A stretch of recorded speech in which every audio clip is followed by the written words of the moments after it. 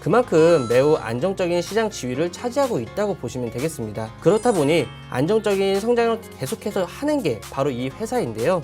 자동차 사고 경상환자, 과잉 진료에 대한 제재안이 마련될 전망 때문인데요. 이로 인해서 3분기부터 매출은 다시 정상적인 수준으로 복귀할 것으로 예상이 되고 있습니다. 거기에 더해 배당 기대감으로 주가 상승 역시 더 빠르게 올라올 수 있다는 점에서 지금 꼭 주목해봐야 된다고 생각을 하고 있습니다.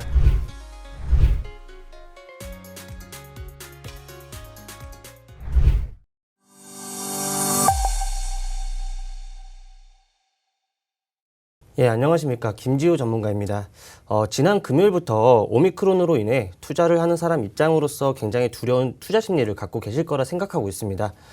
투자자들 사이에선 오미크론으로 인해 투자 심리가 위축이 되었지만 오미크론이 아직 충분한 데이터나 정보가 없다는 점, 그리고 최악을 우려했으나 그 정도는 아니라는 인식과 겹치면서 어제는 장 초반 하락 후 어느 정도 지수는 방어가 되었고 매수 가동은 없는 관망 자세를 보이는 시장이 좀 유지가 되었습니다.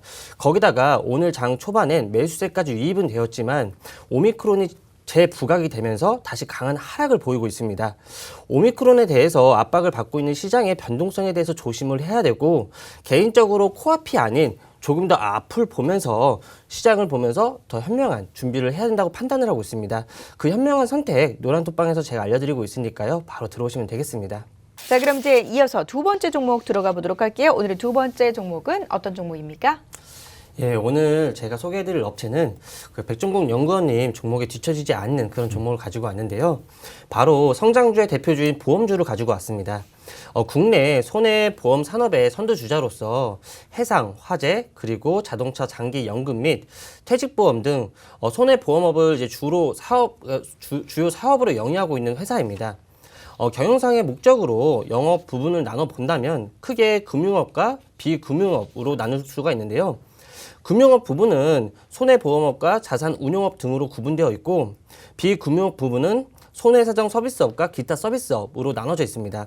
특히 저희가 알아볼 부분은 바로 금융업인데요.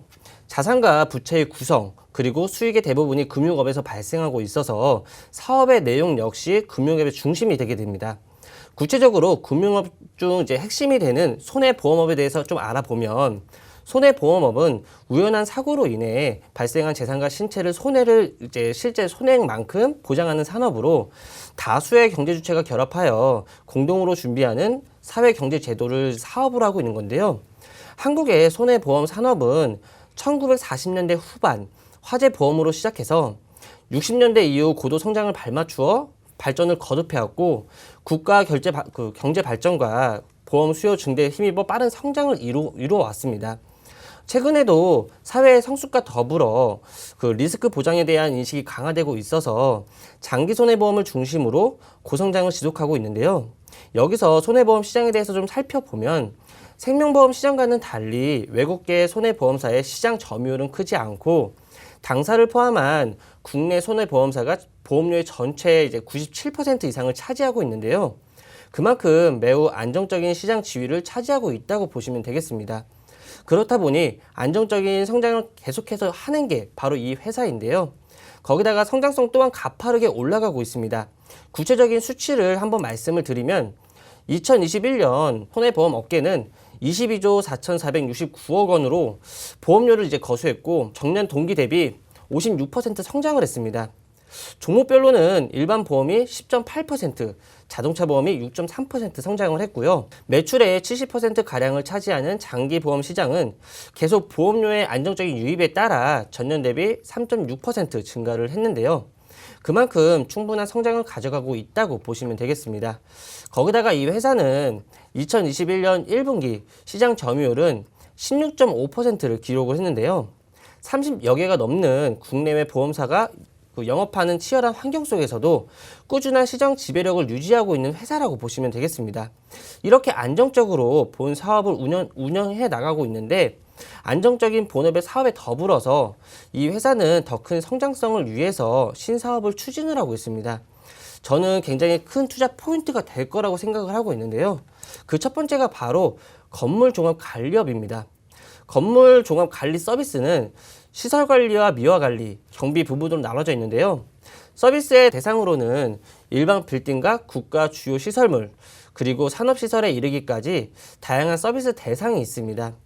최근 건물의 대형화와 첨단화로 인해 전문적인 기술이 요구되고 있고 건물의 수명이 연장된다는 측면에서도 관리 서비스의 역할이 중요시되고 있는데요.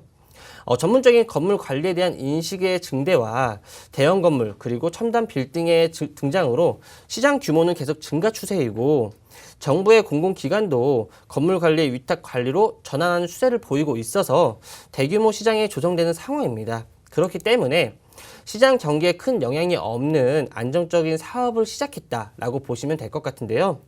건물 내의 주요 시설 관리의 중요성 인식으로 점차적으로 시장이 확대가 되는 추세입니다. 덧붙여 이 회사는 단연간 관리 실적과 우수 전문 인력을 바탕으로 한 노하우가 있기 때문에 신규 시장 개척에 유리하기도 하고 국내 대기업 계열사를 비롯하여 소규모 영세 업체가 난립되어 있는 등 시장은 과열 경쟁 상태입니다. 그러한 과열 상태에서도 충분히 좋은 점유율을 지키고 있기 때문에 이후 성장성이 크게 기대가 되고 있는 업체라고 보시면 되겠고요. 두 번째로 추진하는 신규 사업은 바로 콜센터 관리업입니다. 콜센터 사업은 다들 아시다시피 전화를 통해 고객 불만이나 요청사항을 접수 처리를 하고 상품과 서비스 홍보, 그리고 주문 접수 등의 지식 서비스를 제공하는 사업입니다. 회사의 브랜드와 이미지를 제공하는 마케팅 부서의 기능까지 확대가 되고 있기 때문에 향후 콜센터 사업은 일반 기업과 공공기업 등 금융 부분에서 지속적인 성장할 것으로 보고 있습니다. 그만큼 이 사업도 충분한 확장성을 가져가고 있는 사업이라고 보시면 될 것 같은데요. 거기에 이 회사는 그냥 콜센터 관리업을 시작한 게 아니고 건물 컨택 센터 솔루션을 도입하기로 했습니다.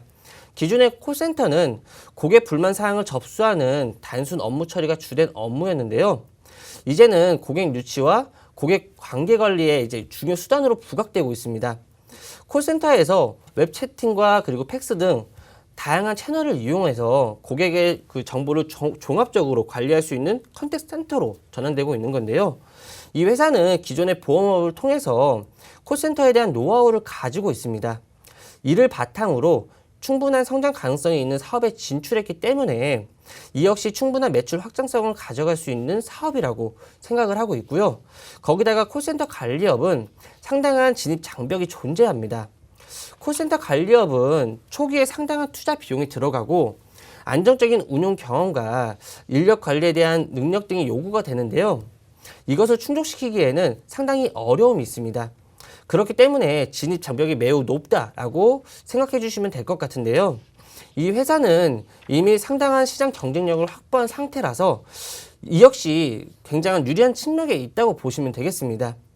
그만큼 이 회사의 경쟁력이 뛰어나다고 보시면 되는 건데요. 안정적인 본업의 성장, 그리고 매출의 외양 확장을 노릴 수 있는 신사업까지 있어서 매우 전망이 좋다라고 볼 수가 있겠습니다.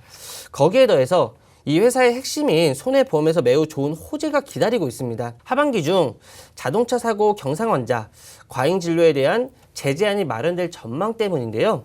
이로 인해서 3분기부터 매출은 다시 경상적인 수준으로 복귀할 것으로 예상이 되고 있습니다. 당연히 시장 예상을 넘는 3분기 실적, 구체적으로 3분기 영업이익 1386억 원을 달성을 하면서 어닝 서프라이즈를 기록을 했는데요. 그럼에도 불구하고 이 회사의 주가는 오르지 못했습니다. 이 좋은 실적을 가지고도 오르지 못했다는 게 사실 이해가 가진 않는데요. 밸류상으로도 너무나 저평가를 받고 있기 때문에 상승할 수밖에 없다라고 생각을 하고 있고요. 이 종목 노란톡방에 오시면 바로 공개해 드리겠습니다. 네, 일단 실적부터 한번 보겠습니다. 이 회사 손해보험업을 중심으로 매우 좋은 영업 수익과 영업 이익을 가져가고 있는데요. 작년에 코로나로 인해 상당히 어려운 환경 속에서도 매우 좋은 성장을 보여줬습니다. 거기에 더해 매출액은 1.7% 성장밖에 안 되지만 영업이익에서는 38.2%나 성장을 하면서 고성장을 이어가고 있는데요. 이유는 코로나로 사람들이 이동이 줄면서 다치거나 아픈 사람들이 줄었기 때문입니다. 위드 코로나가 이제 진행이 되고 있고 여전히 이동에 대한 제약은 있지만 3분기에 이어 4분기 실적도 기대해 볼 만하다고 생각을 하고 있고요. 그 다음 이 회사의 이제 현금 흐름표를 한번 살펴볼 텐데요. 영업활동 현금으로는 꾸준하게 돈이 들어오고 있습니다. 사실 금융사업, 특히 손해보험을 하는 회사로서 영업활동으로 돈이 들어오지 않는다라는 건 큰 문제가 되겠지만 이 업체는 현금이 잘 들어오고 있는 걸 보실 수가 있을 겁니다. 거기에 금융업을 하다 보니 당연히 투자활동으로 현금이 나가고 있고요. 재무에서 부채가 늘어나고 있지만 적절한 수준에서 좋은 현금 흐름을 가져가고 있는 게 바로 이 회사라고 보시면 되겠습니다. 그 다음 이 회사의 재무 비율을 볼 텐데요. 운용자산 비율은 80%대에 안전한 자산 비율을 가져가고 있고요. 자기자본 비율도 잘 유지가 되고 있습니다. 거기에 보험료 수익 증가율이 증가가 되고 있는 게 보이실 텐데요. 쉽게 설명해서 말씀드리면 그냥 보험료가 오르고 있는 겁니다. 그렇게 말씀을 드리는 거고요. 거기에 더해 올해 상반기 영업이익까지 늘어나고 있기 때문에 보험 수익과 영업이익 모두 증가하는 실적에서 최고의 모습을 보여주고 있습니다. 이는 분명히 안정성과 성장성을 같이 보여주는 것이기 때문에 오를 수밖에 없는 재무 비율이라고 보시면 되겠고요. 마지막으로 투자 지표 한번 살펴볼 텐데요. 투자 지표 살펴보면 가장 먼저 보이는 건 바로 BPS입니다.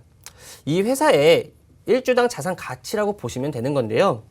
이 회사의 주가는 현재 24,000원의 수준입니다. 그렇다는 건 PBR이 지금 0.5도 안 된다라는 이제 엄청난 저평가 구간에 있다라고 보시면 되는 건데요.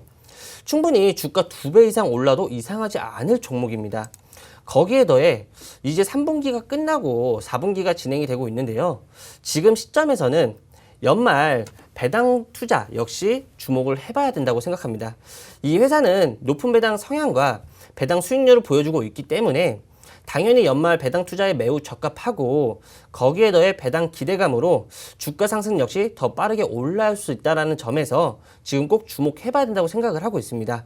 이 종목 노란톡방에 바로 들어오시면 알려드리겠습니다. 자, 그럼 이 종목 차트상 움직임은 어떤지 차트 위치 확인해 보도록 할게요. 예, 이 회사의 차트 저랑 같이 한번 살펴보면서 한번 설명을 드릴 텐데요. 먼저 주봉부터 살펴보겠습니다. 일단 주봉상으로 2017년 이후 하락 패턴을 가져가고 있는 걸 눈으로 보실 수가 있을 텐데요. 이유는 바로 실적 하락입니다. 실적이 하락하자 자연스럽게 주가도 하락했다고 보시면 되는 건데요. 하지만 그 하락 패턴을 끝내고 이제야 반등 구간을 만들어내고 있다라고 보시면 되겠습니다. 주봉상으로 작년부터 이 업체는 박스권의 형태를 가져가고 있습니다. 이유는 당연히 실적의 개선세가 작년부터 이뤄졌기 때문인데요. 이평선들도 하락을 멈추고 정비열 과정을 거치고 있기 때문에 상승 추세의 전환을 앞두고 있다라고 보시면 되겠고요. 분명 하반기에도 실적 개선세를 보일 수밖에 없다라고 생각을 했는데요. 그렇다는 건 지금부터 이 박스권을 돌파할 가능성이 매우 높다라는 겁니다. 그럼 지금이 주봉상 매수 타점이라고 볼 수 있는 건데요. 거기다가 매년 연말에는 주봉상 상승하는 패턴을 가져가고 있습니다. 이유는 아까 말씀드린 바로 배당인데요. 올해 실적을 보자면 배당으로도 상당히 좋은 수익이 기대가 되고 있는 상태입니다. 연말 상승 탄력이 다른 해에 비해서 높을 수 있다는 건데요. 그만큼 모든 조건이 상승할 수밖에 없는 종목이라고 생각하시면 되겠고요. 다음으로는 일봉을 한번 보겠습니다. 이 종목 작년부터 이어진 상승 추세를 계속 가져가고 있는데요. 물론 과매도 구간과 그리고 과매수 구간으로 추세를 이탈한 적은 있지만 대부분 상승 추세 안에서 움직였다라고 보시면 되겠습니다. 특히 1월에 과매도 구간이 생겨나면서 추세 라인을 이탈을 했지만 바로 회복하는 모습을 보여주면서 추세 하단의 견고함은 확인했다라고 보시면 됩니다. 거기에 더해 지금은 추세 상단 돌파 시도를 하고 있다라고 보시면 되는데요. 충분히 4분기 실적과 연말 배당을 통해 돌파 가능하다고 보고 있습니다. 특히 이평선들이 우상향 패턴을 만들고 있기 때문에 지금의 자리에서 바로 돌파하지 않는 게 이상하다라고 볼 수 있는 자리인데요. 그만큼 일봉상으로 보자면 매우 좋은 자리에 있다라고 보시면 되겠고요. 최근 주가 조정이 있을 때도 241선을 지키는 모습을 보여주고 있습니다. 그렇다는 건 하락하더라도 241선에서 반등이 나올 수 있다는 건데요. 추세 하단과 겹치면서 매우 좋은 반등 구간에 위치한 게 바로 이 업체라고 보시면 되겠고요. 지금은 주가 조정에 대한 영향도 있지만 3분기 실적 그리고 금리 인상을 통한 실적 기대감을 생각해 보자면 너무나 저평가되어 있는 구간이라고 볼 수 있겠습니다. 물론 금리 인상에 대한 기대감이 미리 선반영되어 있는 거라고 말할 수도 있지만 금리 인상은 이번 11월로 끝나는 것이 아닙니다. 내년 상반기에도 다시 한번 금리 인상이 기대가 된다면 지금이 시작이라고 볼 수도 있게 되는 겁니다. 거기다가 코로나로 인해서 영업이익에 좋아진 부분이 이제 반영이 되지 못하고 있다라는 건 상승이 강하게 나올 수 있다라는 걸 의미하게 됩니다. 지금은 하단 추세 라인 그리고 박스권 하단에 겹쳐져 있는데요. 거기에 더해서 241선 라인에서 반등 구간을 만들어내고 있는 만큼 지금 반등이 나오게 된다면 강하게 나올 수 있다라고 판단을 하고 있고요. 그 반등은 당연히 좋은 수익을 가져갈 수 있을 거라고 보고 있습니다. 마지막으로 배당에 대한 부분까지 생각을 해보자면 지금 매수 안 할 이유가 없다라고 보고 있고요. 이 종목 노란톡방에 오시면 종목명과 매수 타점 같이 공개해드리겠습니다.